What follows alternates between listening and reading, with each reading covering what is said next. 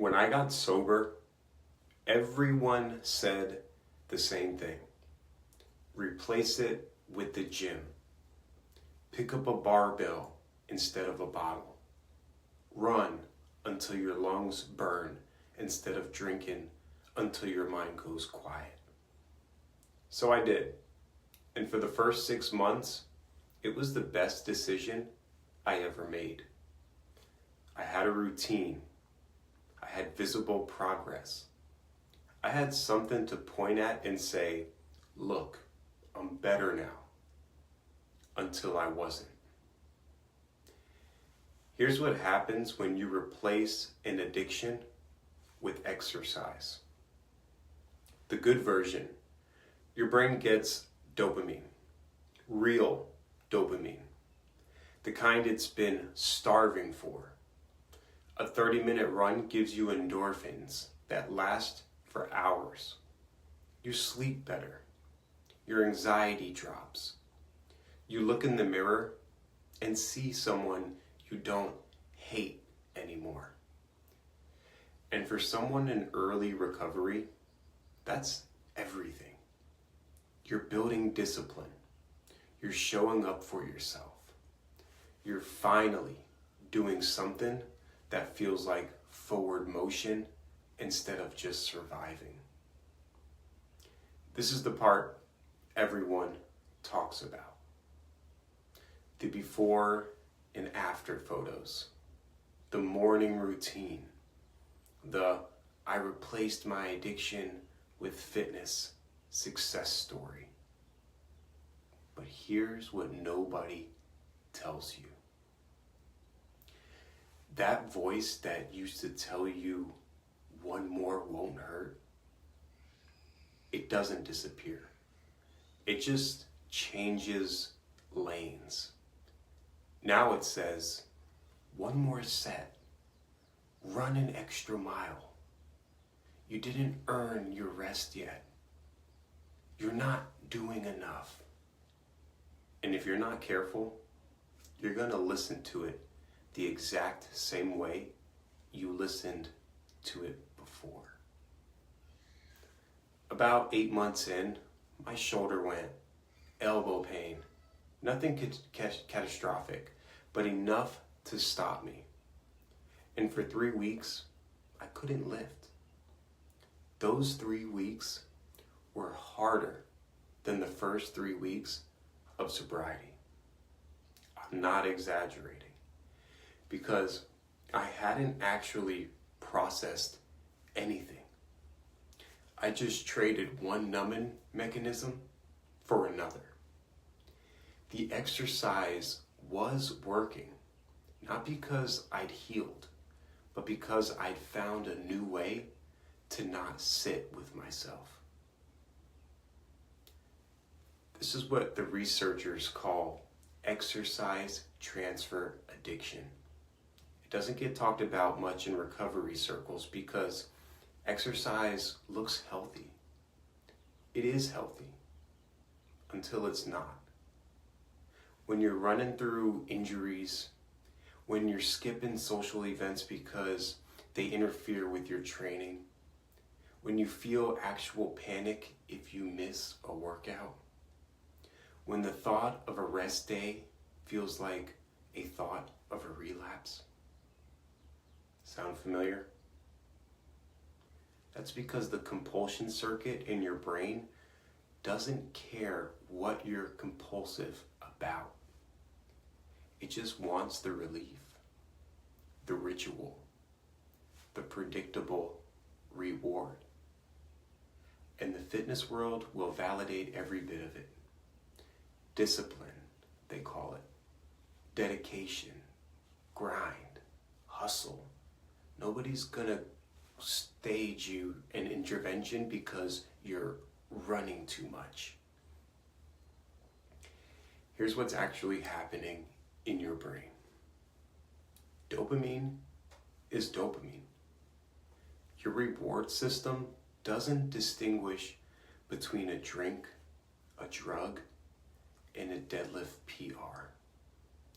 It just registers relief achieved. cravings quieted, control restored.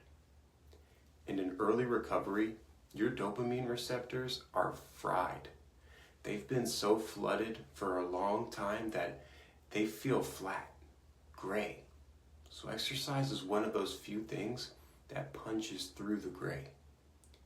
That's the gift of it, and the trap. The real battle isn't just getting sober. It's staying sober when your brain and your life start fighting back. And if you're using exercise as your only tool, your only source of dopamine, your only identity, your only proof that you're okay, then that moment you can't exercise, everything collapses. I learned that the hard way. So does that mean don't exercise? Don't run? Don't lift? No, that's not what I'm saying. What I'm saying is you need to know the difference between using movement as medicine and using it as an anesthesia. Here's what I wish someone had told me.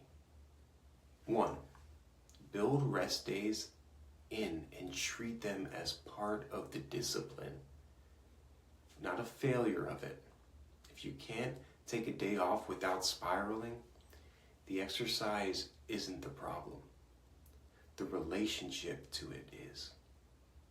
2, diversify. Don't make one activity your whole identity. Run, lift, do yoga, swim, walk. When your body forces you to stop one thing, and it will eventually, you need other things that still give you that release. 3, community over isolation. Addiction thrives in secrecy. Recovery needs witnesses. If your fitness routine is entirely solo, your headphones and your compulsions, you're recreating the isolation pattern. Find a group, a class, a run club, even one person. And 4, ask yourself the hard question. Am I doing this to feel something or to not feel something? That question matters more than any rep count. But here's where it gets deeper. Some of you are exercising every day, doing everything right, and still feeling empty, still feeling like something's missing. That's because the body can be strong while the emotional self is still in pieces. Physical sobriety is just the start. Emotional sobriety, learning to sit with your feelings without reaching for anything to change them, that's the work. And no amount of deadlifts will do that for you. I still exercise all the time. It's one of the best things in my recovery, but it's not my recovery. The difference is that now I can skip a workout and not feel like I'm losing my grip. I can run slow and not feel like it doesn't count. I can rest and not feel guilty. That took time. And honestly, and some painful realizations about how easy it is to fool yourself into thinking you're healing when you're really just hiding. If you're early in this, if you're lacing up your shoes right now because someone told you the gym will save you, I want you to hear this. Movement is medicine, but it's not a replacement for therapy, for community, for sitting in the silence and learning to be okay there. Don't just trade one cage for another that looks healthier. Build a life where exercise is part of the freedom and not the whole thing.